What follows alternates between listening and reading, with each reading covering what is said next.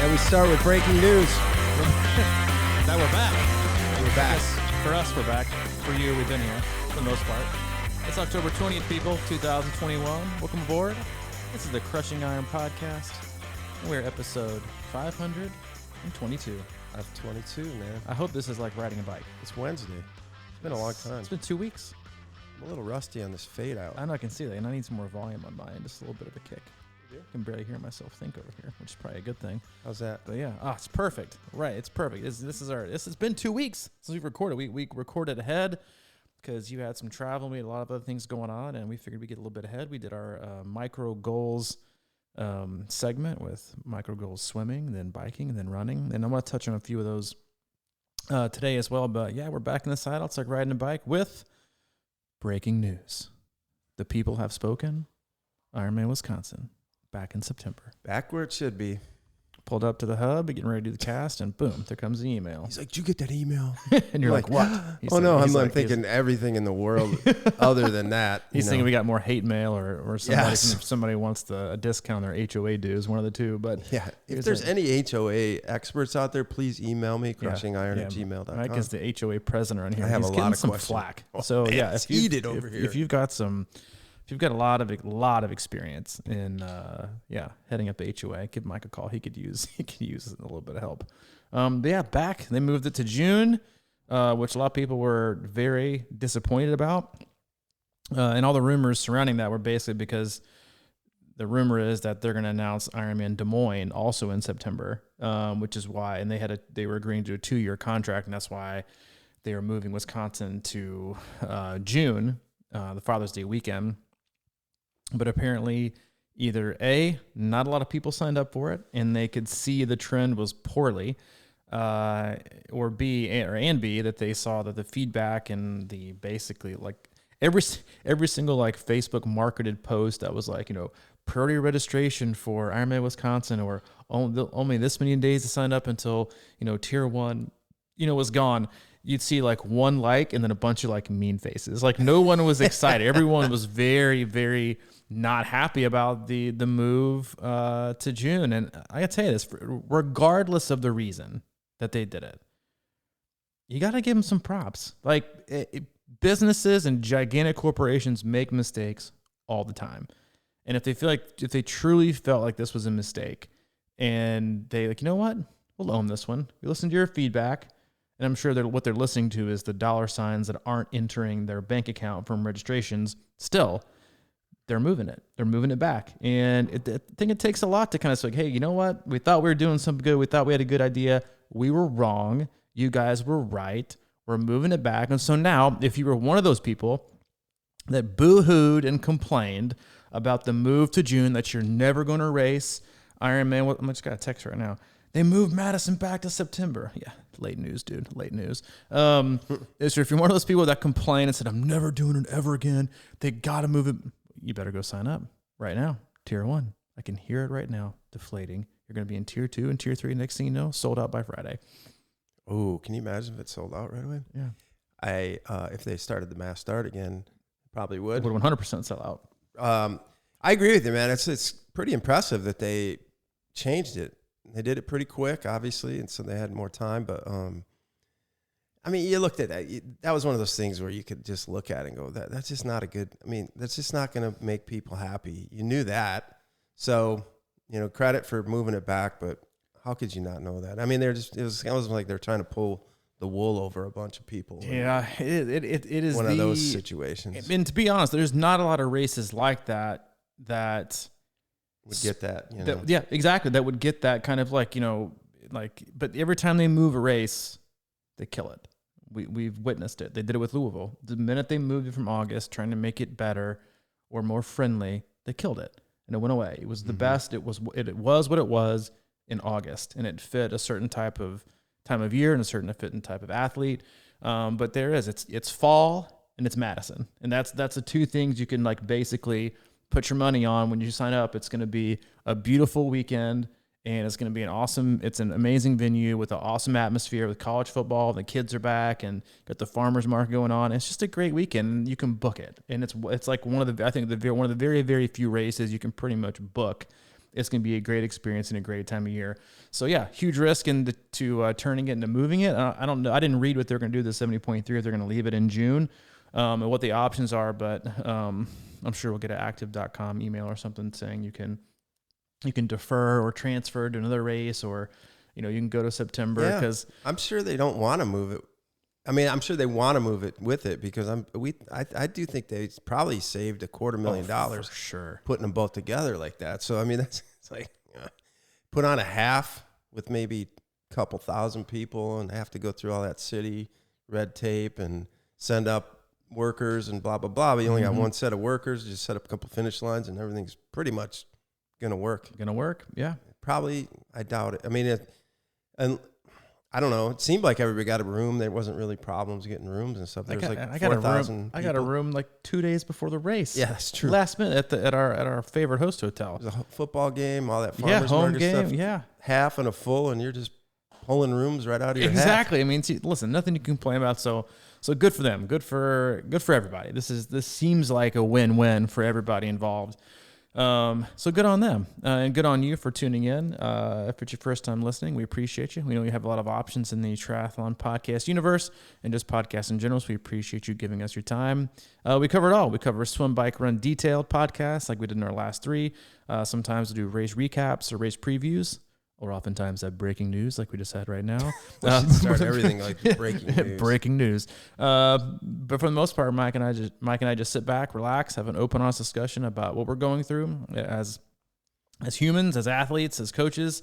We'll go in and dive into our Facebook group, which is Crushing Iron Group. You can hop in there, answer one simple question. We'll let you right in. A lot of awesome people in there with the great questions, great community. We'll use the vibe of that to kind of generate the topic of the day. And then obviously as coaches, we work with a very wide range of athletes all over the globe, from beginners all the way up to elite level amateurs trying to find their way. So we can generally have something that'll speak to you. We don't have sponsors. We don't have ads. We have one agenda, and that's to keep you happy and healthy in your endurance sports journey. That's a nice agenda, really. It is. It's a great agenda. But it's becoming. I'm just gonna say this, and I'm not here to say that we invented the phrase "happy and healthy." No, we can't say that. We use it a lot. We've been using it for a long time. But but happy and healthy is now becoming. Just trust the process, man. Just trust the process. Yeah, that's because for like a year or two, it's like all you heard was just trust the process. Just trust the process. You're like, what is that? Like, I get it and I agree. But then now I'm seeing like a lot of like advertisements and marketing. It's about happy and healthy. You got to do this, be happy. I'm like, yeah, I get that. I agree. Like, I totally agree with that. But it's becoming like the new happy and healthy, or the new trust the process is the happy and healthy. So we got to figure something else out. Yeah.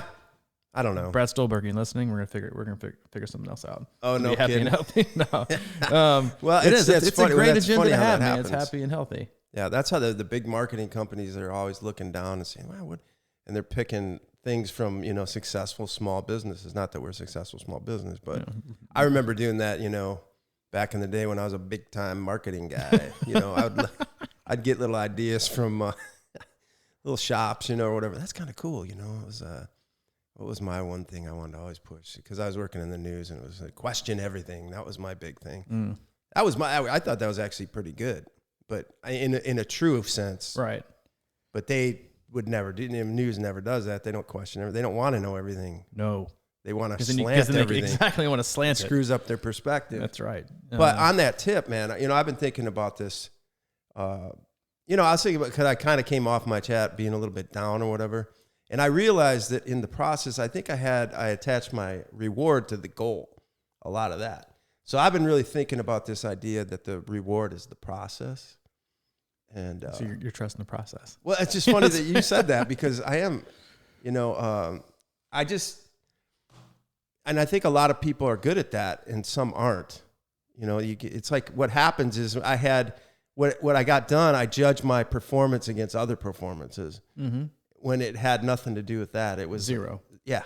So I just like to talk about this sometimes, because it, how things just don't sink in when you hear them one way or the other. I trust the process, happy. I get it. I like what I'm doing. But we talk about it all the time, but sometimes it just doesn't sink in. And I think I got I got done with that race, and I was just like, man, I didn't have fun the whole way down there because I was thinking about, beating Chet and Phil or whatever. I had a thing like that in my head, or I had this goal, and we talk about don't use TriCalc and all that shit, but I do it occasionally just to see where I'm at. And it really is about getting jazzed. And I was listening to this podcast, and they were talking about dopamine, and you always talk about dopamine hits. Mm-hmm. But this guy was saying that dopamine is the motivation. Dopamine motivates is what happens when you get excited about tackling today and building something instead of attaching, that. Because like it is the dopamine rush when you kind of go through the finish line and all that stuff, but the proportion of your high can dictate the proportion of your low. And one of the greatest things he also said was, when you get a big dopamine high, you got to let it come back down and level out, because if you just start going back at the dopamine right away, you're going to never be happy.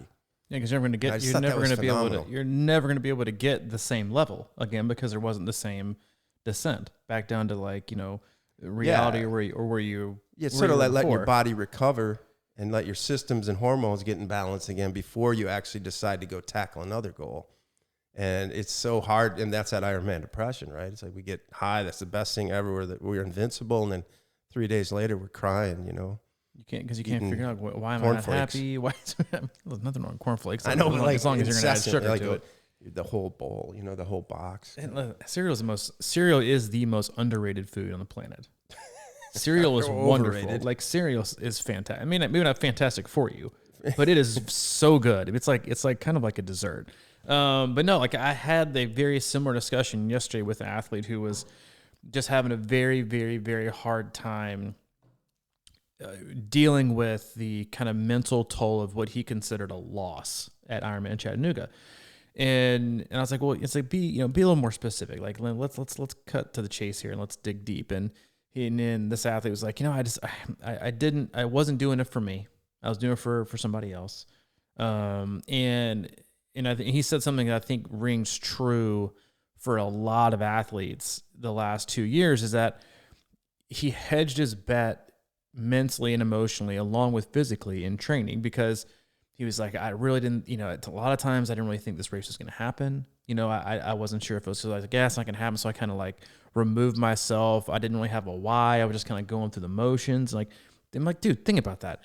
Going through the motions and not really being all in and completing an Ironman and just kind of doing it. It's like, that's a feat, but I get what you're saying in the terms of like feeling lost or just taking a loss, right? Because I think what a lot of athletes have done in the last 2 years is you've protected yourself mentally and emotionally, because let's face it, we did go through like a 12 or 16 month period where you were like, listen, the race is definitely going to get canceled. It's definitely going to cancel. All right, maybe it's going to happen. It's going to happen. All right, it got canceled, let down. So they start training again and races start to happen. And then you see maybe some aren't going to happen. And then basically now it's like, back to business as usual, without like some, like ceremonious, like, hey, you're all good now. Like we're all going to be good going forward. It's all going to be set. There's always there, like the last like 3 months, there was like whispers, all right, maybe it's not going to happen. Numbers are this, like. And so I think people really emotionally and mentally just kind of like hedged their all in because they were so fearful of what was going to happen to their psyche. It was protecting themselves psychologically. Like we do this as humans. We disassociate. We do things to protect our ego, to protect the kind of the fragility of the goal that we have and how much pressure we're putting on ourselves. Like you said, like you had so much pressure you're putting on yourself and these like expectations to, this race versus this race versus this race. Like I wanted to be this, and you're talking about Chet and Phil. And I told this athlete, I said,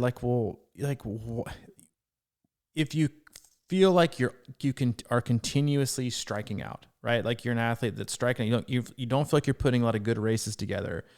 Stop swinging for home runs, right? And I think, and that's basically that's what's happened to the sport itself in the last year or two, is that a lot of the smaller mom and pop races, they don't exist anymore. It's the big wig in the room, which is Ironman. It's 70.3s and fulls, and whichever one of those is your baby and your long distance. Like there's a lot of athletes who just race like once or twice a year. I mean, this is your first race in 2 years, right? Yeah.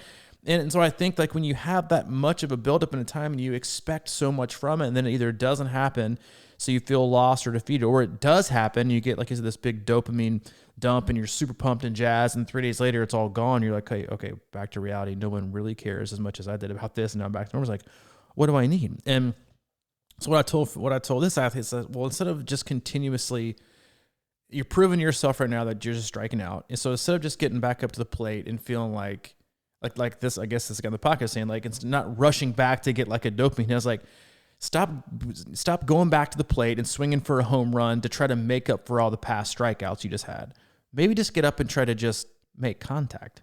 Hell, maybe take a walk, right? Or just go for a single, just to look for small wins in training to create some positive momentum to do things. And again, go back to what you said, because all that kind of wraps itself right back up into just going through the day-to-day, which is the reward, right? Of waking up, getting your sessions done, finding a way to get it done, and letting all those bricks build whatever it is you're going to have on a race day, if it all goes to plan still. Because like you said, if you put all the pressure and all the expectation from this huge result from race day, from one singular day, and it'll wipe out all the good things you did for the entire year, you better hope you get lucky, because the chances are you're not going to have the most perfect day. Mm-hmm. Yeah, for sure, man. I mean, and I think a lot of us probably do that. And I don't necessarily think it's a bad thing to kind of like hedge your bet, or sort of, like, protect yourself, like you're saying, because I mean, it's sort of in that stoic thing, right? Mm-hmm. It's like, don't get too excited, don't get too low, whatever. So like, if you're going into it and, it's like the people always like, well, I suck, I'm not going to do any good at this or whatever. And then they end up doing great. It's like, yeah, whatever. But I think that's actually a good technique in a way. It's sort of just lower expectations for yourself, but like go through that process in a way. I was off for the last week or so up in Wisconsin, and I just, I didn't bring my bike or any of that because I was sick of carrying my bike around. I did that like all summer, and it felt great, but I didn't really get into swimming much, but I was doing like 20-minute runs every day, and I was telling you about that. And you know what happened is like I started feeling good. I was wore out. I knew I was deep fatigued from Ironman and all the training and stuff like that, and not having a perfect diet and not being the perfect person, or, whatever. And I was doing these 20-minute runs, and it kind of just, I don't know, I had more energy all the time. I was kind of awake and not trying to take naps or whatever, and I wasn't worn out. And there was something about it that was like, man, it just sort of woke me up. Like, maybe you need to recalibrate your whole system here, and just not just be lazy, but take it easy. And what I did notice too was that it wasn't easy for me to go do those. Right? Mm-hmm. I don't think it ever, I mean, but that I think is the point, is that you want not to get easy, but you really want to look forward to it. And I was kind of starting to look forward to it. And then I got, the long drive back and everything threw me off. But I wish I would have got to the hotel and got on that treadmill that night, but I didn't. And I think it's the little things like that that can sort of create that fire in you, but it's just a smoldering. It's not like, I'm going to go podium or bust, that kind of stuff. It's just sort of like, man, I'm feeling good. I'm moving the right direction. And that's the win. And it's funny, dude. We always have like the same thoughts without speaking to each other. Like, that's almost kind of verbatim what I was telling this guy yesterday. I said, like, you, and not verbatim, but into the same, I think, type of way, as I said, you need to just kind of get back into the rhythm of taking the wins as just getting things done, right? And being habitual and consistent about things. Because like you said, like, those are the things. Like, to me, finding a way to get in that 20-minute, 30-minute run, when most people think the easier thing to do is to not, then to me, the huge win is to do it, right? In the positive momentum that it creates for the next day. Because once you get in that mentality of, I'm going to figure it out, I'm going to find a way to get it in today, the sky is the limit with that kind of attitude and that kind of mentality, with not just with training, but because then it kind of, measures its way into life. And you're like, I'm just going to figure it out and find a way, instead of like, I'll just skip it, or I'll just do this, or I'll just do it tomorrow. Next thing you got, 3 rides, 2 swims, and 4 runs on a Saturday. And you're like, yeah,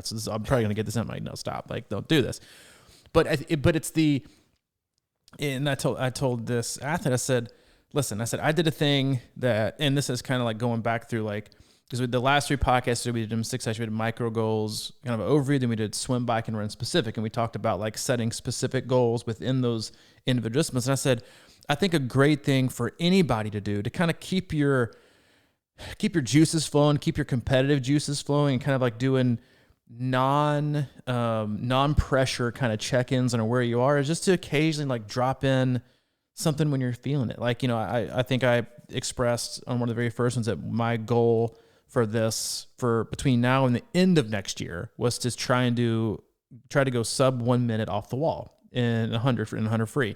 And my best one that I can remember was one we kind of joked about because Mom was like, that's slow compared to where you were when you're 13. When I told her about it, like last June, I was at 107. So I swam on Monday. I was towards the end of my swim. I wasn't feeling great, but I just kind of got a wild hair about me. And I was like, you know what? Let's see what you got today. Let's see what you got. And it wasn't, and I love doing those at the end of workouts because you've already kind of removed some of the pressure because you can always kind of, like you said, protecting the greatness or the failure of the moment by like, because if you do great, it'd be like, I wonder what I could do with fresher arms, fresher legs. Or if it doesn't go well, you'd be like, all right, big deal. It's the end of this. I didn't plan on doing today. So it prevents you from getting so high or so defeated. It kind of keeps you just kind of mellow in the middle. And so I did it. I was like 2,600 in. Again, it wasn't feeling great. I was like, let's just see what I got today. And then I went like, I think my eyes were still bloodshot, but went at it as hard as I possibly could and ended with a 106. So a whole whopping second difference. But I'm back in the pool. But I was like, instead of like, jumping out of the pool like Michael Phelps in his 7th gold medal of the, 2000 Olympics, I just kind of looked at my watch and I was like, okay. All right. There's something there. That's exactly what I said to myself. There's something there. Exactly. I was like, what you're doing is working. It wasn't, but the same would have been said as if I'd have done like 108, 109. I wouldn't have been defeated or like, but I came to pool today to do my 100 free time trial, and I knew I was like, I lost sleep over it. I had all these. I'd have been like, man, you were tired. What you're doing is still working. You still got that. There's still time, right? Because I also got done with it and looked around, and there was like 10 people swimming, and like no one cared. No one saw that I was doing anything, and I was like, this is perfect. Fine, exactly. But I got done. And I just kind of said, all right, something's there. Carry on. And because if you keep carrying on, then maybe the only thing I did decide was that when I do go for like a sub minute 100, you're gonna have to time me. I'm gonna need you like with a stop with the stuff because just tapping the watch to end it, I'm losing at least. Oh, for sure. I'm losing at least the first glance.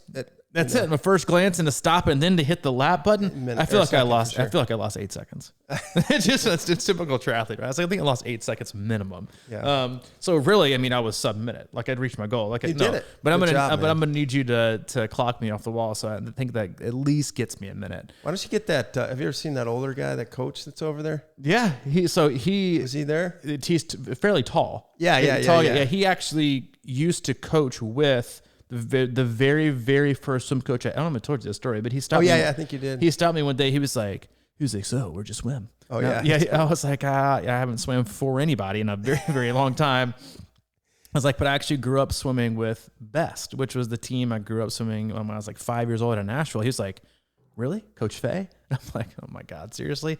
He's like, yeah, Coach Faye used to like swim here. He used to coach like the Baylor and Macaulay kids too. Oh, wow. And he passed away like years and years ago, but so he knew all kind of the same people that I swim. He's like, anytime you want to jump in, I was like, come jump in the group. I was like, appreciate it. Jump in the group. I saw him coaching or teaching some guy how to swim. It was a newbie guy, like a new swimmer. Mm-hmm.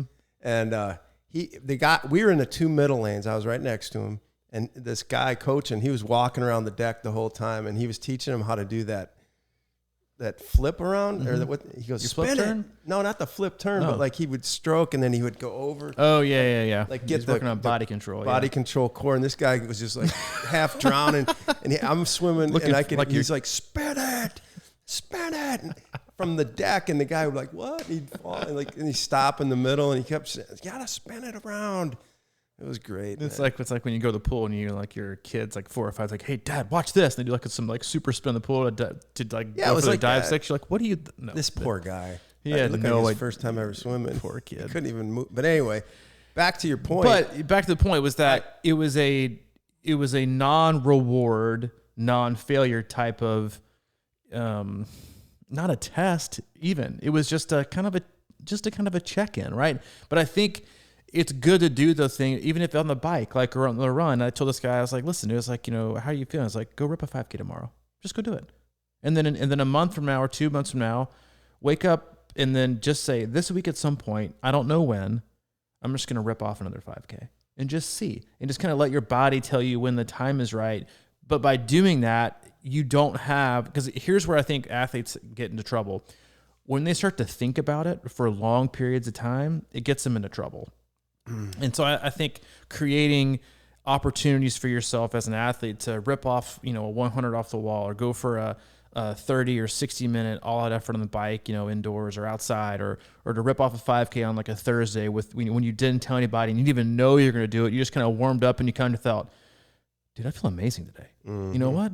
Let's just go for it and just see what happens, because I think athletes need to do more of that, because if you can't do it in training and you don't know what it's like to race free and to go after these things with no pressure, then you're going to go into every race not knowing what to do. And I feel all you're going to do is feel expectation and pressure. So you got to practice these things to make them seem just like practice in race day. It's not like if you want to go out and do some huge play, on the big stage in New York City, you're not going to just not practice and not have a billion rehearsals to memorize it. You're going to have a lot of those to get ready and prepared. So you have to get ready and prepared, and there's smart ways to do that also keep it fun and not where you're like, I'm probably going to hang it up for the week because I crushed it today, or I suck. I need to quit. That's not what I hope. And so it's just like you said, it's just kind of carrying on as business as usual, but it kind of gives you a little bit of a jolt,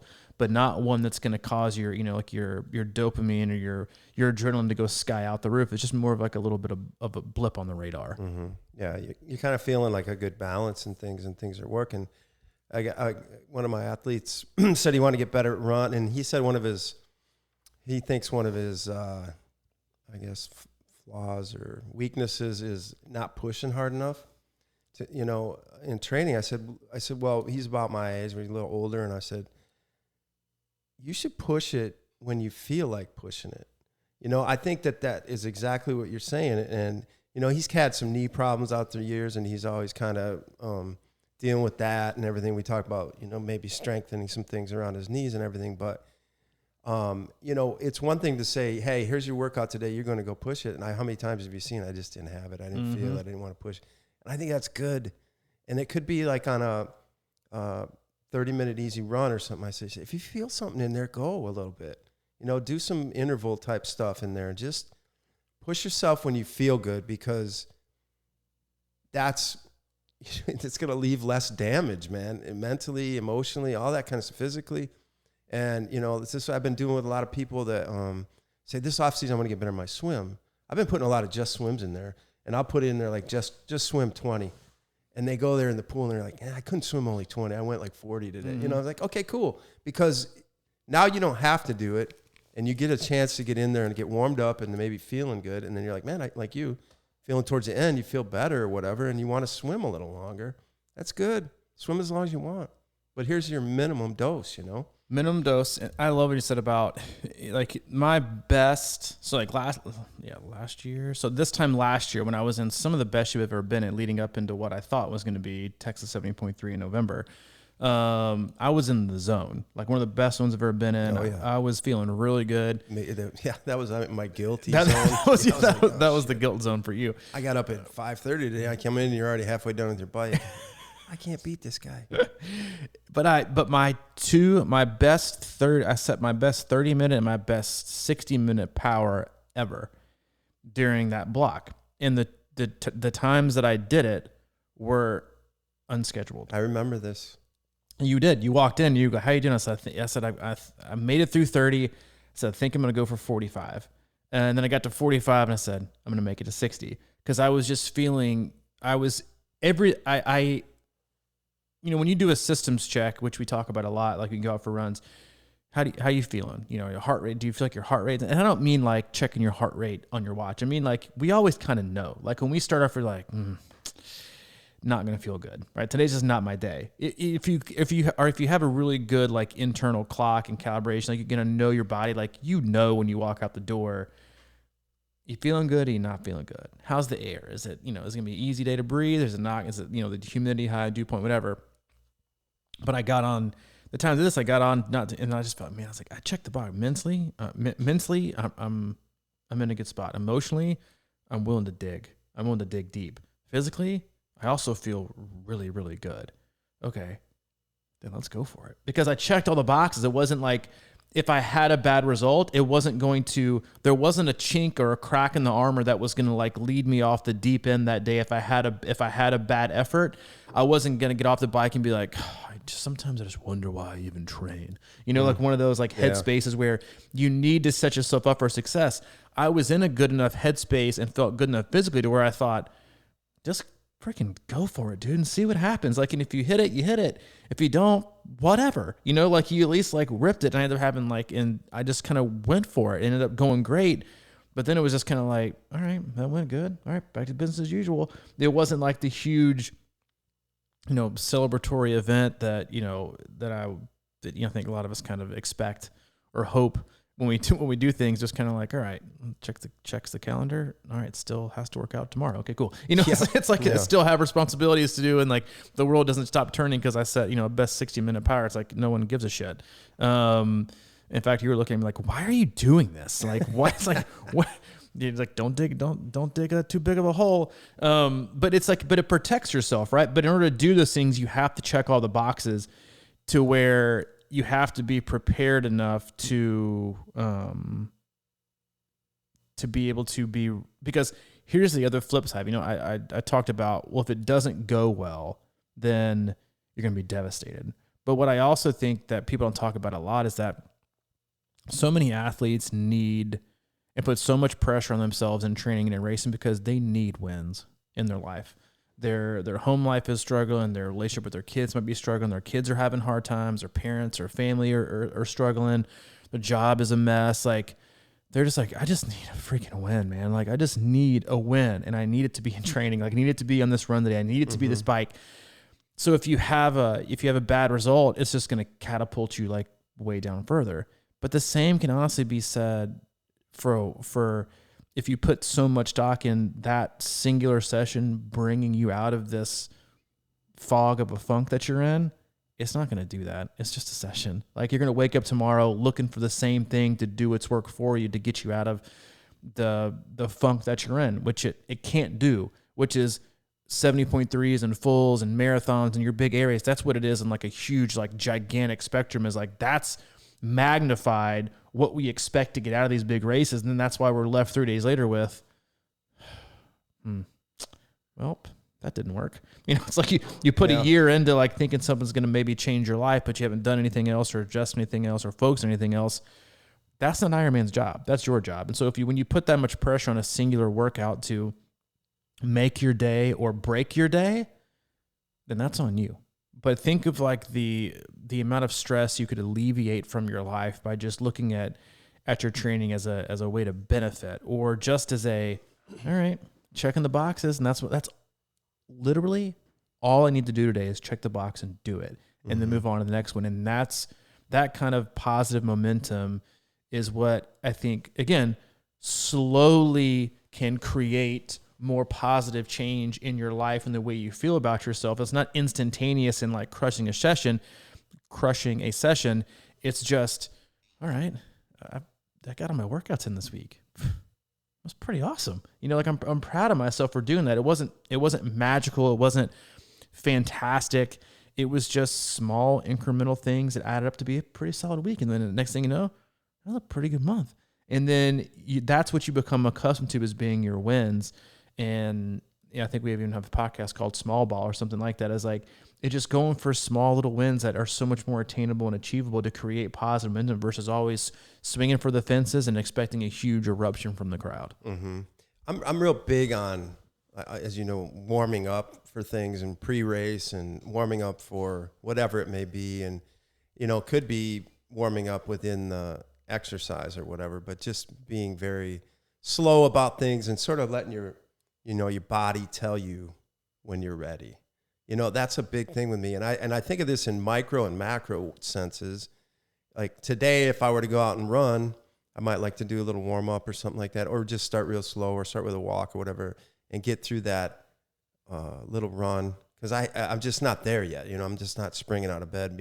I'm not in super great run shape, and my body's kind of still like, hey, man, take it easy. But I think that warm-up thing is when we talk about pushing it or hard intervals or doing what you're doing, I think you need to look at that over time too, like months. You need to kind of warm up your body with a lot of little workouts and things that get it kind of primed to start pushing that. We talk about train to train, like you can need to train and all that stuff. But that's sort of how I look at that too. And with this running thing, I'm going to, start today again with the 20-minute runs and just do them because they feel really good. And my body is going to tell me when to go 30. One day I'm just going to be like, oh, you know what? I feel like 30 today. And then whatever. And then you start building that connection with your brain and your body, I think is like, yeah, you can do this. And then your body's like, all right, I can do it. It kind of builds sort of a synergy. And, I always talk about like in races, you don't want to believe how does it go? You don't want to believe what your body's telling you. Yeah. Because you got more in you. So you got to push through that, right? That's the time to do that. But I think in training a lot, especially when we're in off season, we're trying to get better at things. We have to not, because I feel like I burned out my will. I know that's always been one of my strengths is I can push through pain and stuff like that. I feel like I've done that a lot in races and it's, saved my day a lot of times. And this time I just felt like my tank was empty, my mental tank in this race. I just didn't care. I knew I wasn't going to get what my goal was or whatever. And then again, I'm attaching my reward to the goal. I knew I wasn't going to get the goal. So I just kind of was like, I don't have it mentally to push through this pain right now. The pain that wasn't going to do any damage. It was just pain. It was inflammation. It was soreness, whatever. I felt fine 2 days after that race. But during that race, that pain felt like magnified because my mental state didn't really have that drive. It's I love what you said about just being flexible with things this time of year. And that is like, because right now I think people need to feel successful but focused at the same time, but also flexible. And it's hard for especially triathletes who are obsessed with like a lot of them are being type A and routine and structured. It's like, well, what do you mean focused and flexible? How can you be both? It's like they think flexible is like, oh, well, you're just not taking it seriously enough. And like, but that's why I think it's a great time of year to instead of telling, because like you said, there is a specific time of year to ask/demand of yourself that today's run, this has to be pretty much 50 minutes, right? Or right. 45, like it kind of has to be like we need, or 5 hours on the bike or 2 hours. And like, it kind of has to be that today. Because if we want to be ready for an event, we have to, but far enough away from it or just recently removed from it, especially if you're self-coach, and we do this a lot for our own athletes, I'm like, all right, go out, today's run, 30 to 45 minutes, your pick. I don't say your pick, I'm like 30 to 45, whatever. It allows a massive range for success between basically like, 28 to 30 minutes, success day, 45 to 47, success. But it allows you to go out for your run, and then instead of going reverse, what do I have to do today? So I have to demand it of my body no matter what, and basically not listen to it, versus being flexible, which is walk out the door. I got 30 to 40. Like this time of year, throw the ish onto everything that you do. I got to go out. What's your run today? 40 minutes ish. Could be 50. Could be 30. What's your swim today? It's about 2,000 ish. Could be 1,500. Could be 3,500. Same things for the bike. Like keep the ish in your life right now. Like, ish, and there's a Seinfeld episode that's a great one for that one. But it's a good way to listen to your body while being successful and not forcing things. Because some days you might wake up and it might feel so good outside, right? Because it's fall's here. It might be a beautiful morning. You're enjoying yourself. Why the F turn around, right? Like go run more. Like because that's the other thing. You're not so close to an event to where, and your volume shouldn't be that high to where turning a 40-minute run into a 60-minute run, it ain't going to do anything. Like, it's not going to mess up the integrity of the week because your volume's not going to be that high. You might be a little bit more sore the next day, but more than likely, probably not. Enjoy that part of the flexibility and because we've had hey, I got, went out on the trails and just kind of got lost in my thoughts and came back and, instead of 40-minute turn, like an hour and 20, hour and 30. I'm like, sounds good, dude. Hope you enjoyed it. Because that's what we need, right? Same thing on the bike. Same thing with swimming. It's like sometimes you can get lost in it, but be flexible. You want to go for 1 swim this week? Fine. You want to go for 4? Go for it. And it's also a great way as a coach to read your athletes and let them talk to you versus you talking to them. And that's how a lot of athletes are familiar with communicating. It's like, you just tell me what to do and I'll do it. But and no matter what, even if they have to lie to you or tell you that they feel good, they're motivated, they'll just beat themselves into the ground. But if you throw in, all right, swim 3 or 4 times this week, and a couple weeks in a row they're doing all 4s, you're like, dude, you're in the zone right now. Let's keep this up. Or if they're just getting 1 in, you're like, you obviously need a little bit of time. You're not maybe all the way there to get your swim in. Same thing goes for running. It's a great way to kind of read between the lines and let the athlete tell you really where they are, right? Because everybody off season, I'm going to get after it this offseason. I'm going to crush it. I'm gonna make it 2020. I'm gonna wallop it. Like it's gonna be mine. And then you're like, well, you put in 2 hours last week and missed all your work except for 1. You're like, so you're really that into it. But if you let athletes tell you by basically showing you their work, you're like, oh, okay, well, you are ready to get back to work. Like, you are ready. Because you can put in a week, they're like, I'm ready. And then I'm not ready. Like, we've all had that, post-race thing where you're like, I'm ready to get back to work. I remember the very first time I ever experienced it, I did Ironman Arizona, had my best race, PR.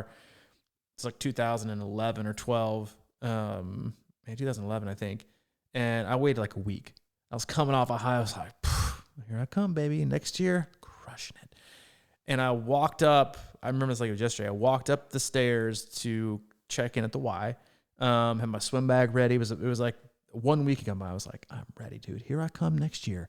And I'm walking up, and I got halfway up the stairs. No, they're not like Mount Everest stairs. So there's just a gradual little incline up. Didn't even make it to the door. Turned around. Yeah. And I just thought to myself, nah. Because far away from the pool, I'm ready to go. This is my, go ahead, sign me up, coach. Load me up. And the closer I got to the door and the closer I got to the actual realization of man, I got to get back in the pool. Get back to work. And I'm like, right. I ain't ready for that. And I just turned back around. I think I waited another week, 2 weeks before I even got for anything. But it was just an important to set, because don't tell yourself that you're going to lose. Like you said, don't let dopamine you have to let dopamine get so high, but then you have to let it come down just as much. So many people try to make that a continuous flat line through the course and then wonder why they never had these huge ups. It's because they don't allow themselves to have the down period time that you really need to be successful in the time of year that it's the most important. Mm-hmm. And it's so hard because obviously we're creeping up on the holidays too, right? And we know how that goes. I mean, you can say you have all the best intentions in the world around Thanksgiving and holiday or Christmas and the travel. That's why it's just so key. I think if you can just get it going, man, get anything going. And we're talking about, light weeks a lot of times seem like 7-8 hour weeks to people seem light, right? And think about that. It's like, man, I'm just not doing anything. I'm not doing anything. Yes, you are. And I just, even a 5 hour week, I going back home again, I see all my friends, they don't do anything, Yeah, nothing. Not 20 minutes or whatever. And I felt like, the superstar of the Bronx. I was going, hey, I'm going up for 20 minutes. You're kidding me, man. I'll be right here. You're crazy. But that's the thing, right? If you're getting in consistent 5 to 7 hour weeks right now through the end of the year, I think, depending if you're going to, especially if you have a later season race next year, and you can hold 5 to 7, 8 hours a week right now through this, man, you are going to be ahead of 95% of triathletes. 100% agree. 100%. Don't try to fucking climb. You said it. Explicit lyric. Damn it. There goes up. The downloads will go up. Yeah. But you know what I'm saying? Don't try to climb it right now. I've gone through 8 Ironman right now, and it's just hard to learn because of that burst of I can do anything, but I want to get back and do it better. And then you bite off way too much, And the next thing you know, it's March, and you're going, Coach, I think I'm ready to come back. But you haven't done anything in 5 months. I've done that.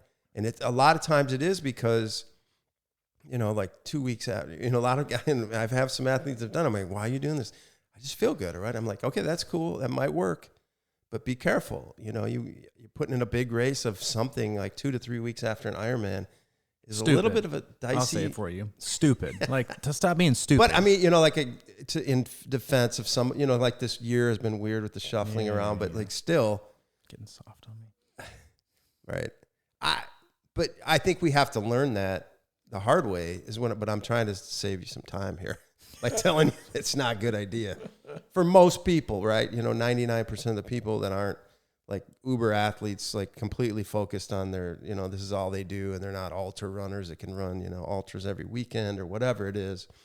That's a different story. But for the most part, just try to keep it, in the ballpark. The ballpark, man. Just you got to treat. Listen, there's a lot to unpack there, Michael.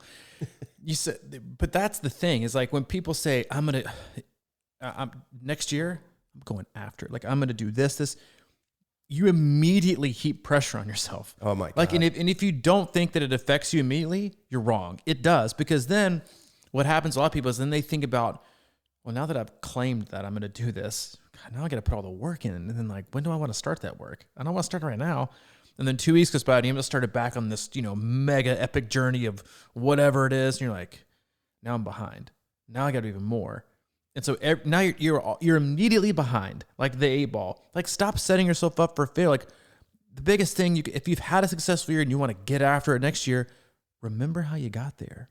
Just doing the basics, man. Like, just do the basics, right?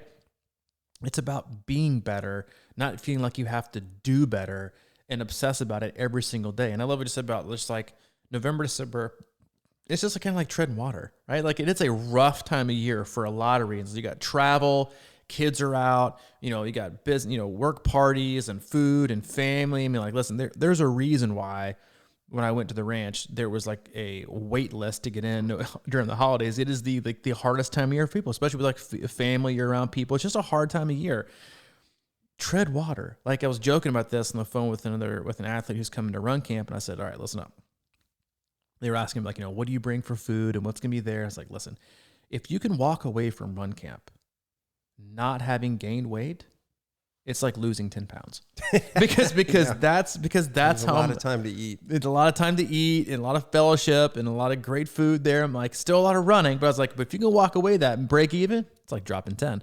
That's how you have to look at like not attacking November, December is just, you just got to kind of hang in there.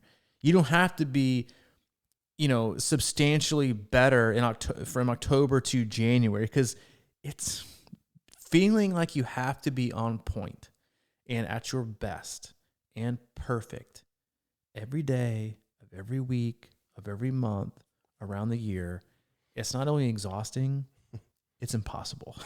But so many athletes expect that from themselves, and they wonder why they crumble under the expectations that they set up on themselves. Is that it's not a sustainable life, right? It's very much like the hardcore crash dieting that you see people do. I'm going to give up everything. And then they give everything for about 4 days. And then they have they go way in, and then they end up gaining weight. That's how athletes do it. They go all in, and then they go all out for a longer period of time than they went all in on to kind of get back to baseline, because that's what it takes. Just kind of hang out and do enough to where when it's actually time to do the work, you're fit enough to do it, you're mentally ready to do it, and you haven't asked so much of yourself the other 8 months of the year to where you're done asking yourself to do enough. Because you can only ask yourself that much. And we tell us all the time, like, there's only really one block, max 2 of the year where we really need to ask a whole lot of you. But the other, 45 weeks of the year, we want to be consistent in asking just enough of you. That way, when the time comes, you're fit enough and you're mentally ready to like, what, I can do this for 8 weeks. Let's go. Because you're also fit enough. The expectations aren't overwhelming because you're not just in the ballpark, you're already in the pretty good seats, right? Instead of feeling like you have to get from the parking lot to home base in 12 weeks, which is how most people end up doing it. They shoot for, wanting to hit a home run, the first day of spring training when look at the best professional athletes have been on for a long time. They kind of take spring training as kind of like not a joke, but they're like, I don't need to be my best right now. I want to be my best in the playoffs. Yeah. It's like they Allen Iverson practice. We're talking about that's you. If you want to be the best, you have to know when it's the most important to be at your best. And for us athletes we do this as a hobby, right? We're age group athletes. Well, that's a huge point. Yeah, it's like you can't be Kobe, right? Or Jordan, or to wake up and at 4:00 every day and ask the perfection of yourself daily. There's a couple people like that on the planet. The rest of us, we're just trying to find our shoe, right? To get out the door, right, but on time, so stop asking so much of yourself every day and instead ask just enough to when it is time to ask a lot of yourself, then you feel ready and prepared and you're willing to take it on. Mm. Yeah. And there's a thing I talk about all the time was like, you get a race, you do a race and that race has really done a lot to improve you. I just thought of a food analogy. And you have a lot of those. I have a lot. Think about if you make a big pot of stew, right? Like you spend time cutting it up and getting through the stuff. That's kind of like the season, and then the race is sort of just piling it all in the bowl. It's you got it all together. It's in there, and you just pour it out. But then you got to let it simmer for months, and that thing is ready to eat. Long hours later, but it takes time. I kind of look at that simmering as sort of the off season. I started thinking of that right now. Not bad. You're ready to eat when the year flips over, but just simmer through this part of the year and, flexible but focused. Age yourself, right? Yeah, because you've got a lot of fitness built from that race, but don't keep spiking that, it's going for more hits and hits and you're going to burn out your brain and your body if you keep trying to get back to that level right away, because you just went to a huge place and now it's all about just letting it simmer and staying in let it simmer and smelling it and just letting it all soak in. The longer it takes to cook, the better it is. Exactly. And you only have one meal, right? One really, really good one. Same thing goes for it's a 20-something day age ribeye. You never see advertised it's a 1.5 hour age ribeye. It's 20 days or it's a 10-year bottle of Jack Daniels or a 40-year bottle of whatever it is. And that's it's not hey, we just, got this out of the, moonshine bin out back. Although some people probably appreciate that. But it's the long stuff. But we live in a Hot Pocket world. Let me grab the $2 Hot Pocket from the gas station, nuke it in the microwave and eat on the way to the, the next meeting and expect that to get you from, A to B. But you can't live in a Hot Pocket world. You gotta get your stew on. Yeah, you do. Let those vegetables cook, man. You eat too many raw vegetables, you're going to get colitis. Exactly. Let it take it easy on your system. I bet your mom makes a heck of a stew. Oh, yeah, she's outstanding. She makes a heck of a stew. Magician. Yeah, I can see that. Pulling anything and everything out of the fridge to just pull it together. And just make it into a stew, yeah. Well, I think you leave it in there long enough, and it'll probably turn out to be pretty good. Yeah. You throw it in the microwave, probably not going to go very well. No. Yeah, it's going to be brutal. Yeah, my mom cannot make stew. Mom, I know you're listening maybe sometimes. She has a decent vegetable soup, but her wheelhouse, poppy seed chicken. And it's magical. So, Mom, props to the poppy seed chicken. But yeah, I can see your mom being a stew. That's a Wisconsin thing. She's an expert of versatile food thing. I mean, she'll cut off mold of stuff. Here, this was fine, And, in reality, it probably is. It is. That's the way people used to do things. Yeah, kill a bit of mold. And now we're like, that'd be just a little piece of mold. Throw out the whole loaf. Let me call Publix. Let me call Publix and tell them to clear out all of aisle 9. There was mold on the bread that was delivered 3 days ago. Mm-hmm. You walk into Publix and you're like, where did aisle 9 go? Well, Mike Terrelli over the south side called in and said he had a small piece of mold on his bread he bought 2 days ago. So we cleared out the whole aisle. We bleached it, we Cloroxed it, and now we're ready to go. Now we're ready to rock. Yeah. We hope you liked the podcast we did today. I felt pretty good for being 2 weeks removed. Yeah. You know what? We didn't expect a great one. We just kind of expected that, not forget, totally had to do it. And we did. And it was actually, I think, halfway decent, maybe a 6 out of 10. 6, yeah. We had, like subconscious thoughts stewing for the last 2 weeks between us. Yeah, that's kind of how you never know. This is kind of a potpourri of. It's a stew. What the hell's coming up? Throw a lot of corn hash in there and just kind of see what happens. Yeah. But as always, we appreciate you. You can always head over to our website, c26triathlon.com. It's our one-stop shop for all things coaching, camps, and community. If you're looking for coaching going forward, you can always click on the coaching tab and look at our roster of coaches, see which one might fit best for you. We've had a lot of emails recently about enrolling in our club program that'll begin on November 1st, I believe. And a lot of people are already just kind of jumping on board and getting rocking and rolling now that we're back in the office. Bring it. Yeah, go ahead and bring it. Check that out. It's a really awesome program. So check that out. And if you have any questions about the club, you can reach out to Mike specifically at crushingiron@gmail.com. And if you need anything from me, I'm at C26coach@gmail.com. All right, man. I think that wraps it up. Wrap it up. I'll see you at Ironman Wisconsin.